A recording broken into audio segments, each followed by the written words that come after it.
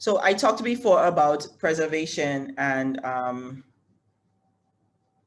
what is to be preserved and what is to be discarded. And I just wanted to just highlight that example very quickly before I move on. Dominica Chronicle is the oldest running newspaper in Dominica. I worked as the editor of Dominica Chronicle more than 100 years after it started in 1909. This is one of the papers that was digitized as part of the project that the digitizing Caribbean newspapers project for DLOC. But look at one of the pages that was preserved. And I just gave you the example of the Trinidad and Tobago discarding of objects, right, that were no longer valuable. We have a page that is scanned from a collection that is quite old. You can see the quality is old because this is 1909. The paper quality has probably been deteriorated. And as someone who has interacted with the physical collections of the Chronicle from 1909, I can tell you, depending on the period of time and where the paper was sourced, some quality, you will have, for example, that the 1940s papers are preserved much, much better than the 1960s papers because of the quality of paper that was used, right? So everything from that can impact what we see when we look at this digitized collection. The scans here are much darker than would have existed if you looked at the scans that we did at Create Caribbean with the actual physical collections from the 1950s and 60s, because the paper quality was better in the 1950s than what we're seeing here. So all of these things, but I want to just point out what silences look like when you go into the archive. So if you were to interact with that in the 1950s, in a physical archive, and you come upon this missing page, you have questions, right? So and this is not necessarily disaster related, but it gives us a frame to think about silence as not just this sort of ominous kind of intellectual concern, but also silence in terms of what is missing, what is actually literally missing, and how can we recuperate those losses, right? And then I want to go to think more specifically about the disaster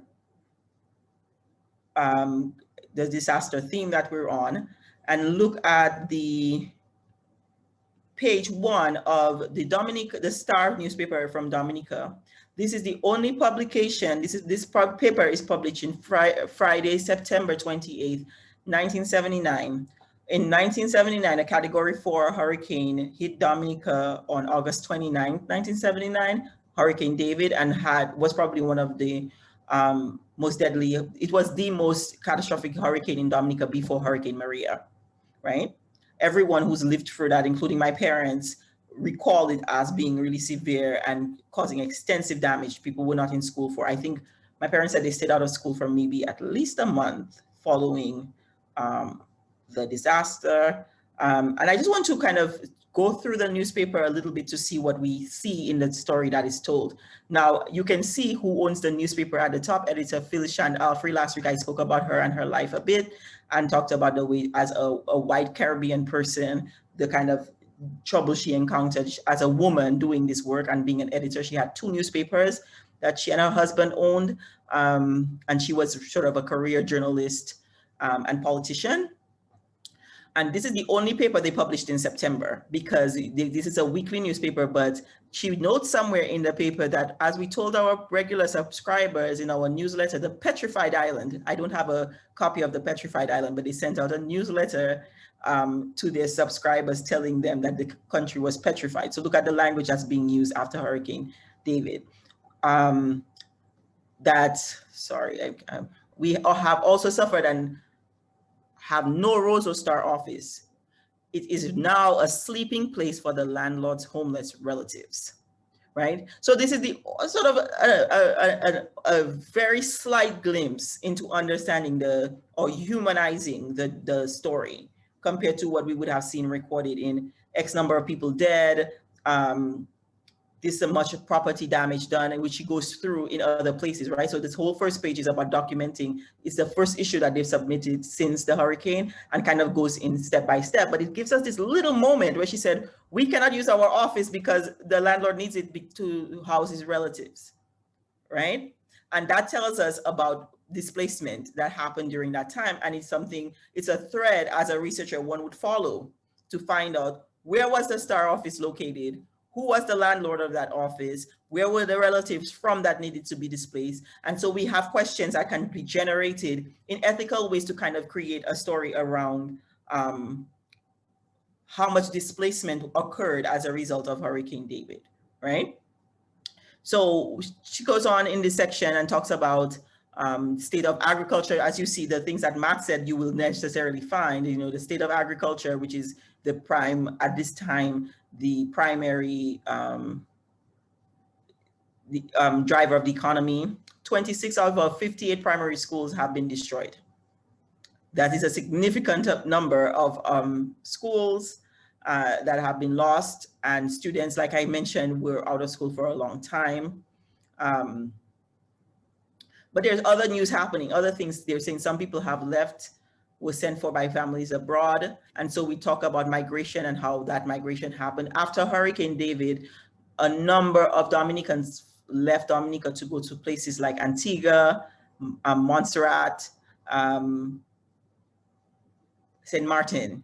So in this period, we see people moving North Caribbean to the Leeward Islands and occupying there. And now the populations there of Dominican people have grown. And this is sort of the origin moment of that migration, that inter-Caribbean migration. So if you contextualize this moment, the people who left, we can ask questions. I know this because I have sort of local knowledge about this, but this is the moment that defines that. So if you're coming to the archive and want to think about displacement from a broader perspective, these are the types. Where did they go? How did they end up there? But you also see things like rats and mice, which is, I will tell you that this rats and mice stories about Roseau has been in the archives and documented in travel narratives, in newspapers from since the 18th century.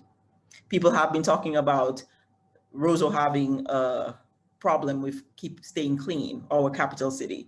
So this is a constant. I found it really funny to find this piece here because some things change and some things are exactly the same. There's pretty much a famous 1800s news travel narrative from a colonial text that references Roseau and describes it in pretty similar ways. So I just wanted to draw your attention to what reporting on disaster looks like and what type of questions can be asked of the text. Now we think about this now, what is missing and what trauma is done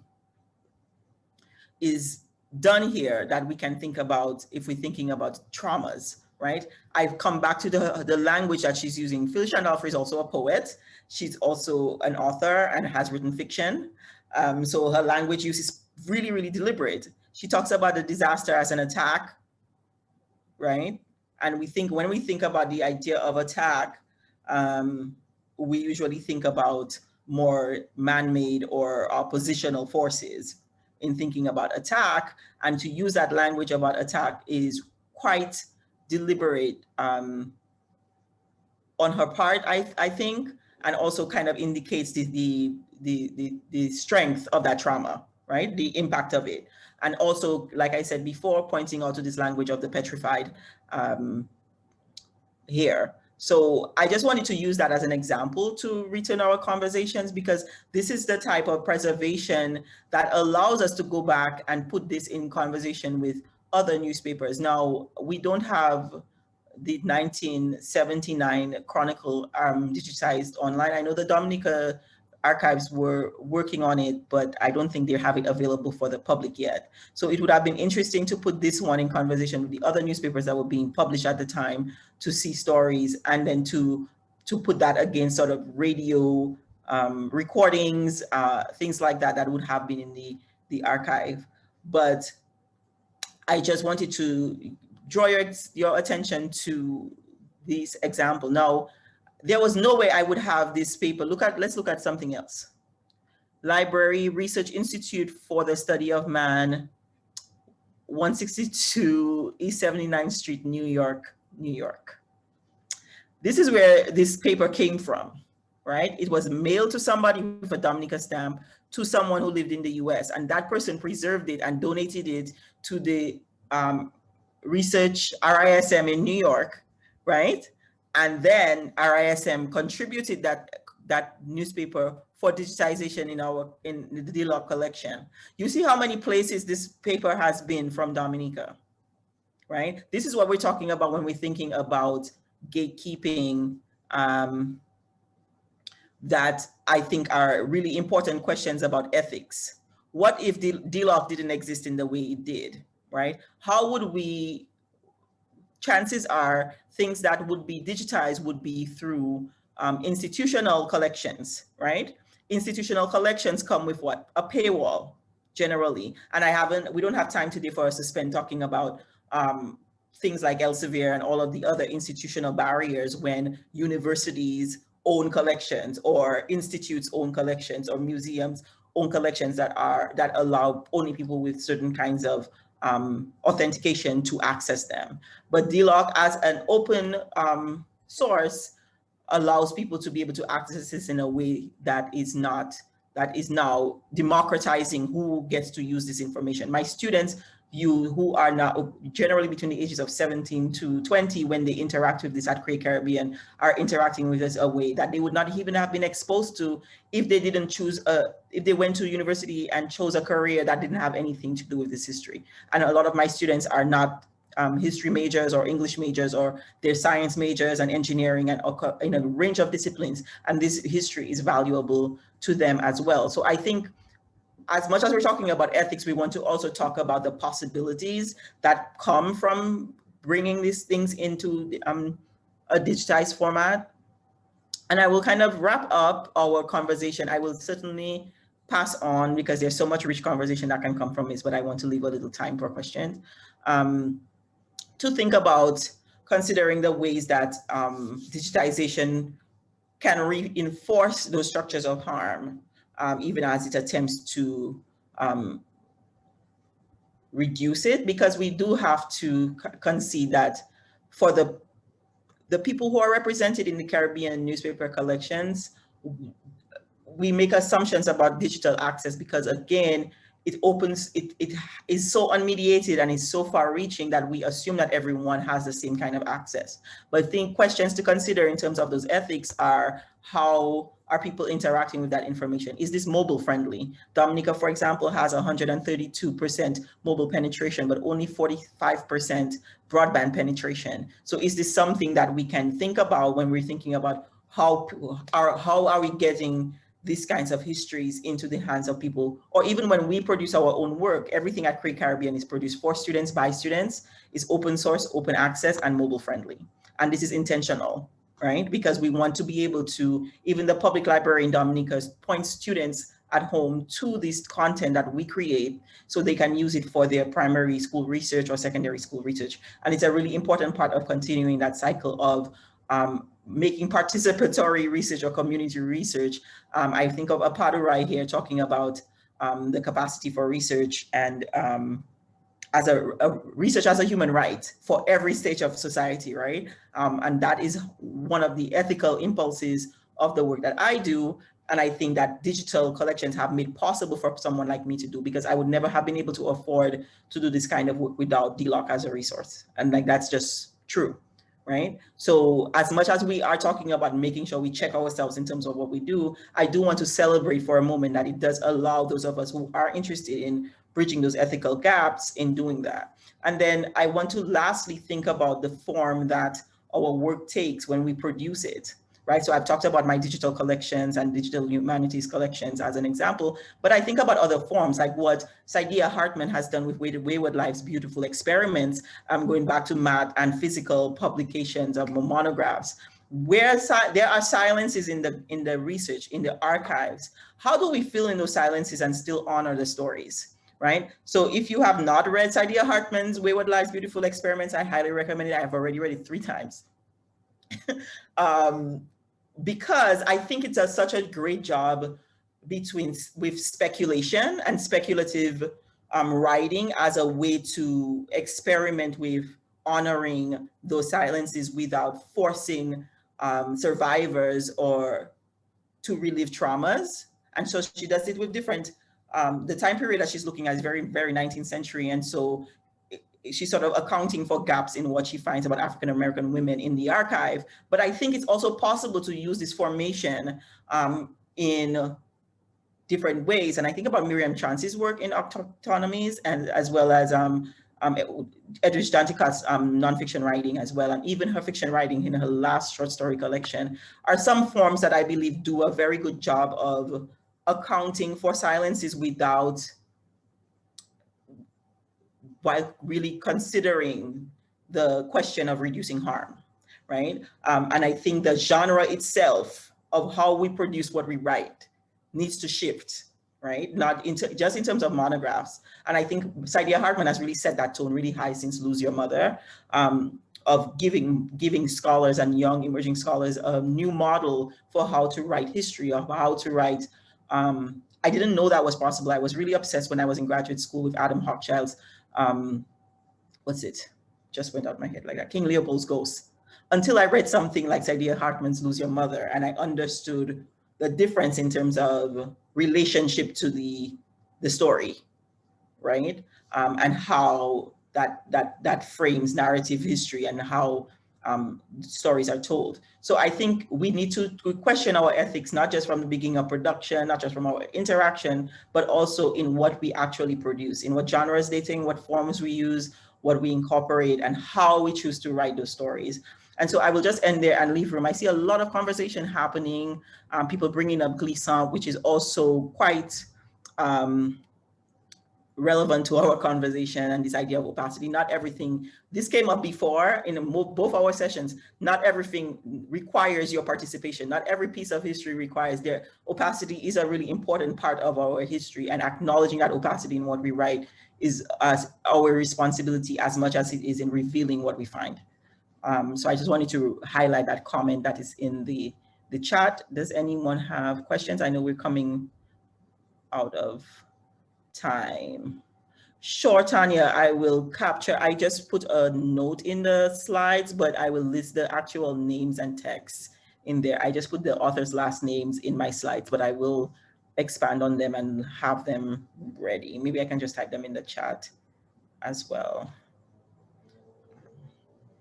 Any other questions or anyone who wanted to say something? I saw a question, Samantha Stevens. A literary legacy that disaster writing inherits. Distance, coldness, and humanistic silence feel similar to how marginalized communities are narrativized generally. That's a really good question. I think about two areas that I see from my research and from my own work.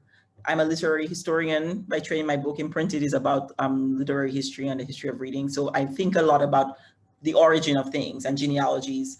I think there is I referenced earlier the text, the 19th century text that talks about Roseau as a dirty city coming up on it. I think it is Thomas, what's his name? I can't remember off my head. So I certainly see this coming out of colonial travel writing models and the expectations of the tropical space and the Caribbean as a knowable, unknowable space. And this is coming out like all the way from Shakespeare go down. This is colonial violence in its making, right? This is the Tempest. This is the origin story.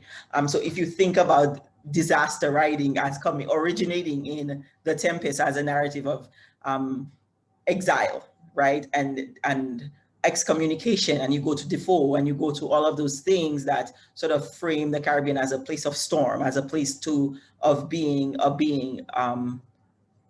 you know, ejected from your society and having to kind of do something to return to society, not as a place where people live. It's a place of storm, of